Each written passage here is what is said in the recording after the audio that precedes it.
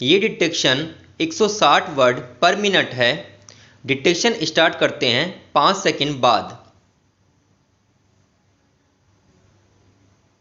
Start. महोदय, हमारे सामने सबसे बड़ा और तात्कालिक प्रश्न है राहत कार्य को संगठित करने का। इस संकट का सामना करने के लिए हम धन और सामग्री के रूप में सभी तरह के साधन जुटाते रहे हैं और जुटा रहे हैं। राजस्थान, गुजरात, महाराष्ट्र, मैसूर, आंध्र प्रदेश और त्रिपुरा में राहत कार्यों में 48 लाख लोग लगे हैं। ये कार्य जिस पैमाने पर किए जा रहे हैं वैसा पहले कभी नहीं हुआ था। कठिनाइयां वास्तव में बड़ी बड़ी हैं, लेकिन यह पहला मौका है कि सरकार को सहायता का इतना बड़ा काम हाथ में लेना पड़ा है। लगभग 90,000 विभिन्न राहत कार्य चलाए जा रहे हैं। सबसे ज्यादा कठिनाई जल आपूर्ति के अभाव की है, जिसे दूर करने के लिए कुछ कदम उठाए गए हैं।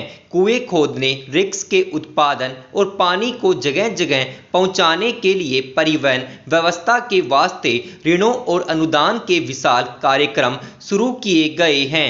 पशुओं से संबंधित मुश्किलें भी हैं। सहायता शिविर खोले गए हैं। वनों से चारा जगह जगह पहुंचाने के लिए सरकारी सहायता या कर्जे की व्यवस्था की गई है।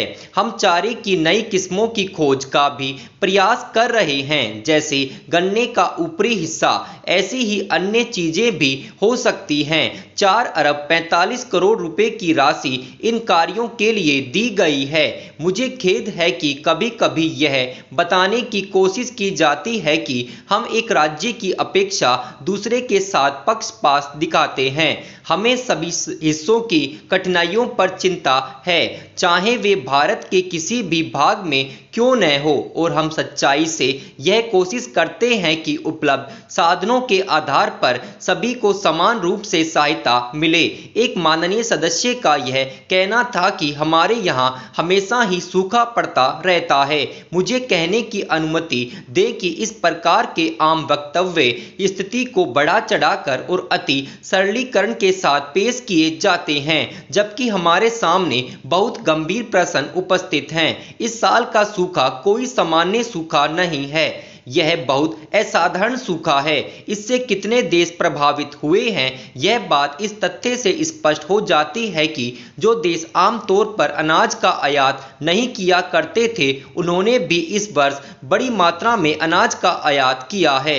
वस्तुतः इस तथ्य की ओर संयुक्त राष्ट्र संघ की किसी संस्था ने ध्यान नहीं दिया है और वह विश्वव्यापी आधार पर साधन तथा धन जुटा रही है, जिससे सूखाग्रस्त देशों की सहायता की जा सके। उसने हमसे भी इसके लिए संपर्क किया है। हमें इस कठिन वर्ष में भी मामूली आयात ही करना पड़ा है, क्योंकि हमने कृषि के क्षेत्र में पर्याप्त प्रगति कर ली है और अनाज का सुरक्षित भंडार बनाया है। मैं उन माननीय सदस्यों से सहमत नहीं हूं जो सोचते हैं कि आयात एक लज्जाजनक उपाय है।